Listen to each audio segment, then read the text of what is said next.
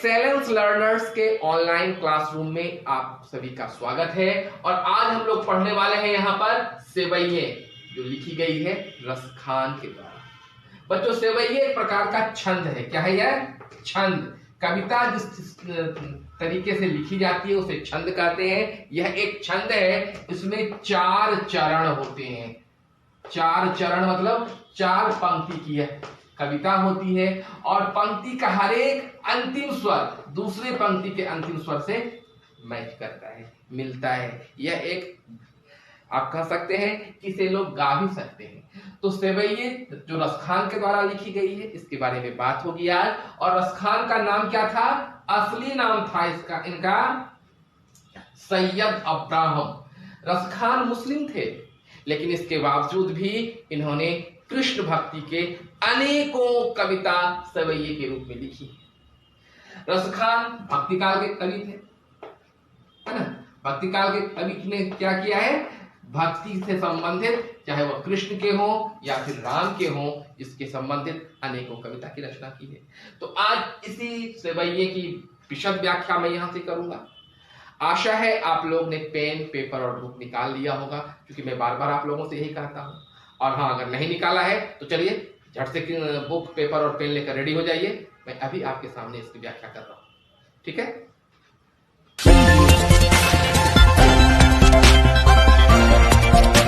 तो विश्वास है आप लोग पेन, पेपर लेकर अब रेडी हो चुके होंगे। तो चलिए बिना कोई समय गंवाए पढ़ते हैं रसखान की इस सेवैये को और अर्थ जानने का प्रयास करते हैं। मानुष हो तो वही रसखान, बसों ब्रज गोकुल गांव के ग्वारन।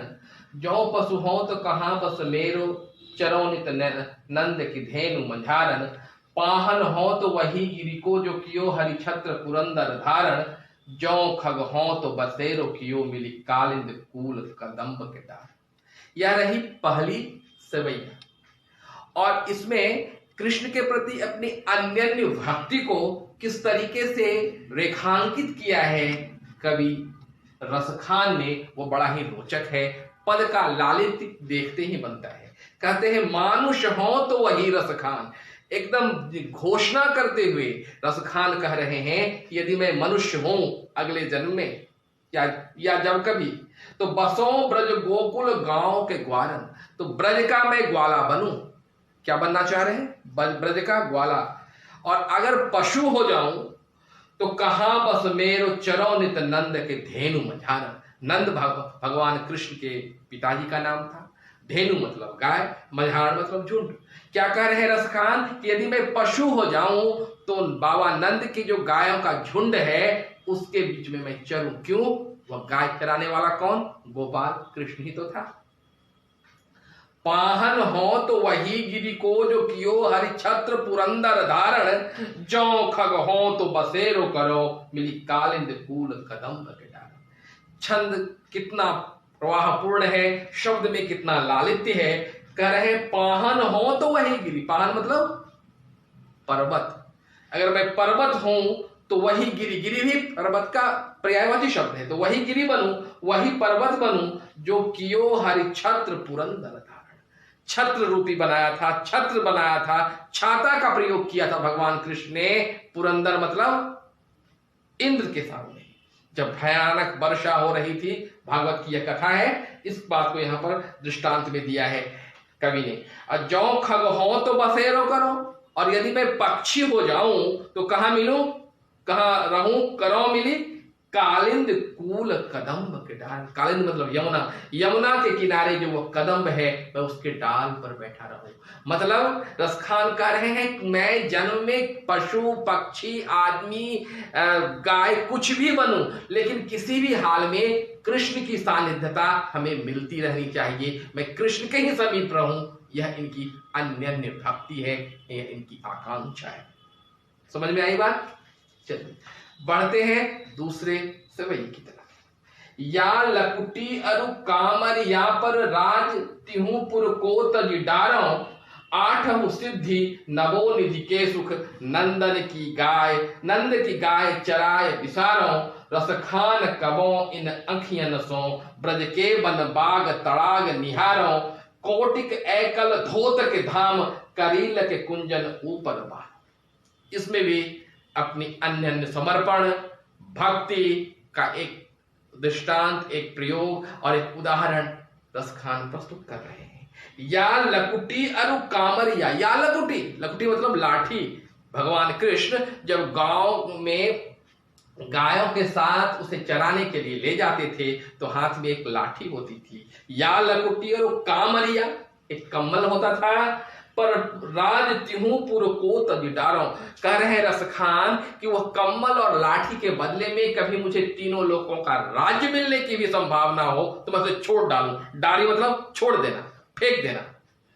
आठ सिद्धि नवो निधि के सुख, नंदन गाय चराहे विशाल। सारी सिद्धियां सारे सुख रसखान कर रहे हैं अगर मुझे मिले, और एक मुझे मिले कि तुम गाय चराओगे बाबा नंद के साथ का, या तुम्हें सारी सिद्धियां मिले तो मैं सिद्धियों को त्याग दूं, गाय को चराना कबूल कर लूं। क्यों? क्योंकि गाय के साथ तो गोपाल भी रहेगा ना रे, तो कृष्ण की सानिध्यता तो मिलेगी, कृष्ण की अन्यन्यता, कृष्ण का सामिप्य चाह रहे हैं। यहां पर सामिप्य भक्ति दिखा रहे हैं। रसखान कबो इन आँखिन सो ब्रज के बन बाग तड़ाग निहारो, कह रहे रसखान मेरे आंख का सुख तो वही सुख है जब मैं इन आंखों से ब्रज का बाग और तड़ाग मतलब तालाब को निहारूं। कोटिक एकल धोत के धाम, करोल के कुंजन पे मैं बारम। कल धौत मतलब होता है सोने का महल।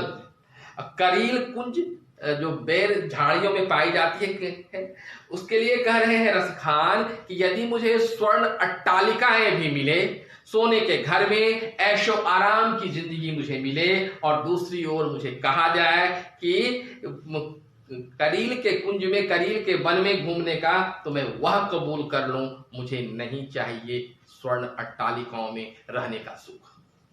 ठीक है, तीसरे छंद में पढ़ते हैं। मोर पखा सिर ऊपर राखी हो, गुंज की माल गले पहिरोंगी, और पीताम्बर लय लकुटी बन, गोधन ग्वारिन संग फिरोंगी। भावतो बोही मेरो रसखान, सुतरे कह सब स्वांग करोंगी, या मुरलीधर की अधरन तरी अधरा पर न धरो।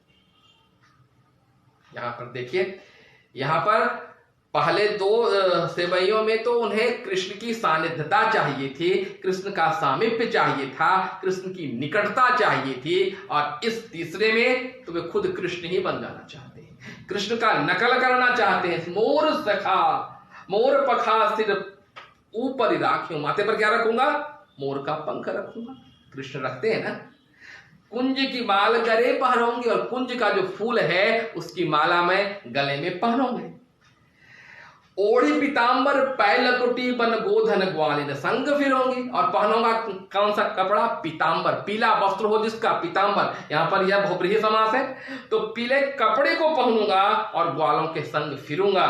भाव तो बोही मोही रसखान, सो तेरे समय सब स्वांग करूंगी। जो अच्छा लगे, कृष्ण के से मिलता जुलता जो भी स्वांग, स्वांग मतलब नाटक नौटंकी, जो भी मुझे करना पड़े मैं सब कुछ करूंगी। या मुरली मुरलीधर की अधरान धरी अधरान धरूंगी। लेकिन कृष्ण की जो मुरली है उसे अधरों पर ना धरूंगी। ठीक है, चलिए अंतिम सेवैये या चौथी सेवैये।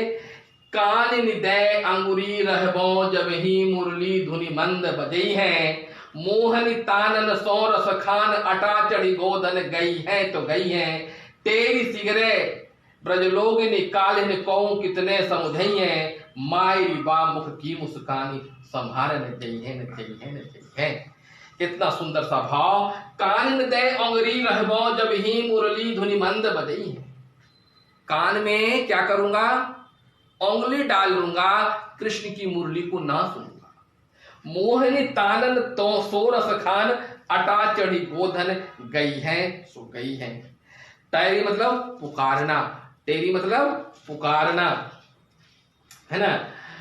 तो क्या कह रहे हैं, मोहिनी तानन सोरस खान अटाचड़ी कोदन तो गई हैं तेरी कहो से ग्रह बल लोक ने कालिन को कितनो समुझई है मायरी बाम की मुस्कान संभाल दई है न देखे। कहता है कि कृष्ण की जब आवाज, उसकी मुरली की टेर जब सुनाई पड़ेगी तो लोग कितना भी क्यों न समझाए, मैं कृष्ण के पास जाऊंगी या जाऊंगा ही।